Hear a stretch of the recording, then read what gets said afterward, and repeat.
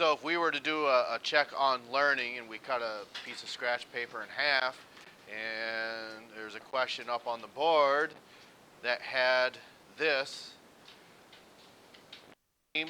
one of the three main parts to a cell. We've discussed two of them. There's only one left. What could one of them be? No. Nucleus is one. We haven't talked about it yet, I don't believe. Cytoplasm, plasma membrane. How many of you would have struck out? Nobody. Okay. So, don't have any problems going forward doing this then. Okay. All right.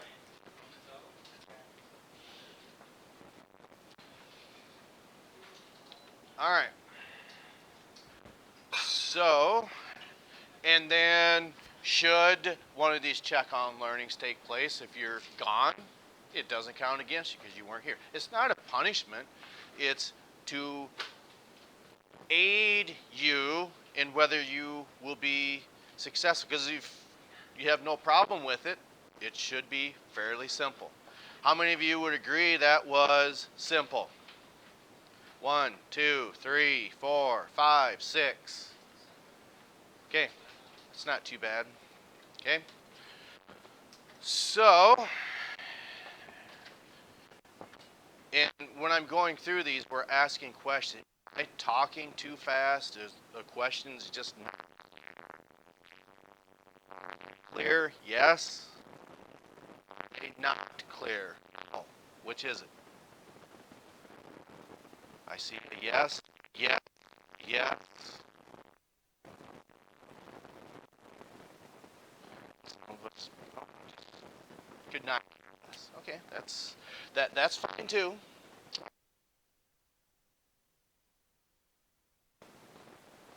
So we've talked about this. I don't have a whole lot today. I had a student say that they're going to be gone today and tomorrow, which is really no big deal, I told them. Okay, so here's your basic parts of the cell. And we talked about this 2 days ago, maybe mentioned it. We went through it yesterday.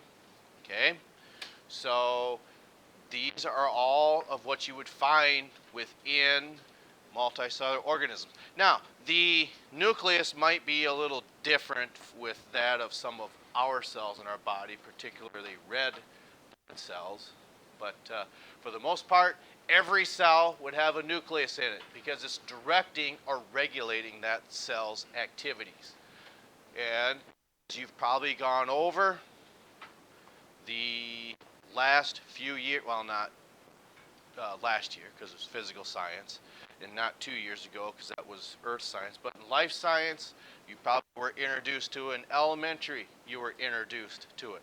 It's where you find the DNA for that particular cell. And with that, okay, what that means is that's regulating the cell's activity. It's telling it what to do. Okay?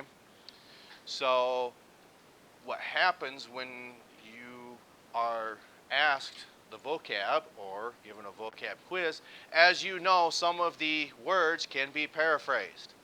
Like, for instance, if we look at the definition for the nucleus, maybe in the back of the book it could say the nucleus is the command center found in the center of the cell. That's what it said. Maybe when you get an evaluation, it may say found in the center is the blank, which is the command center of the cell. It's the same words, but just in a different order. Okay. Make sense? Clear? Clear as mud? If it's clear as mud, that could be bad, right? That could be bad. All right.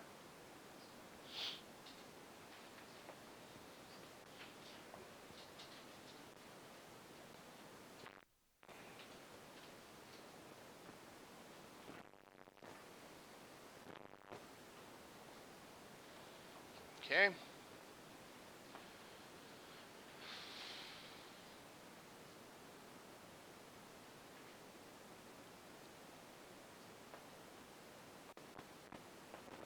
So now when we go back to when you said mitochondria, that would be an example of an organelle, okay? And organelles as you can see, carry out very specific functions, whether it's the mitochondria, the Golgi apparatus. There's certain type of vacuoles in plants, or excuse me, in cells. So it's those little organelles that have very specific functions in cells.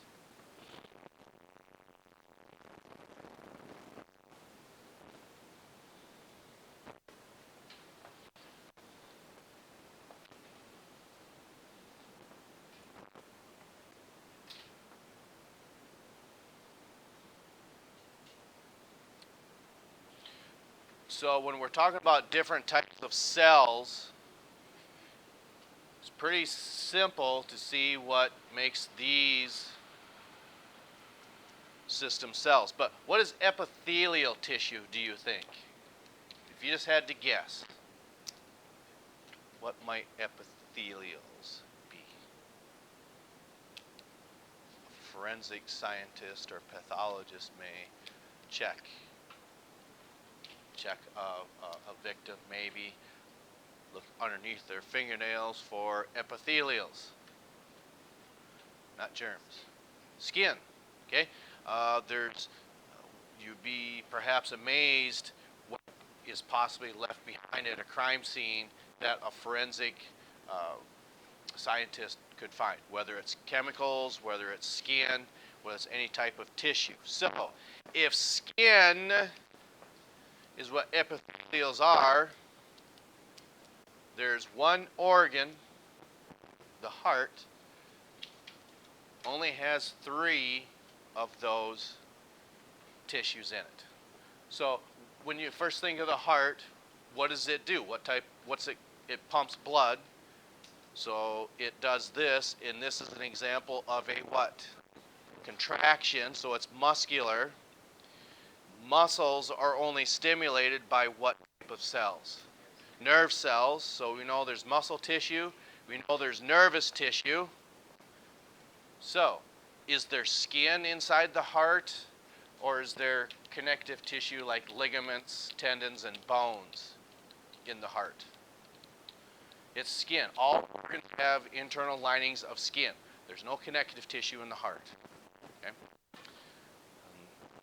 The arteries and veins, okay, that's more so on the outside. It's not on the inside. There's different types of fibers on the inside, but mainly is skin tissue. Okay. So we will continue to move forward about what's it like for animals in their diet to have a constant fight for survival. And what that would mean is, just think of it kind of like an arms race. Whatever it is that you have to be successful, your prey item may have something just as, type of adaptation to make them successful. But so how does that fit into their metabolism? We're going to go ahead and take a look at that right now. We will catch up to you next time.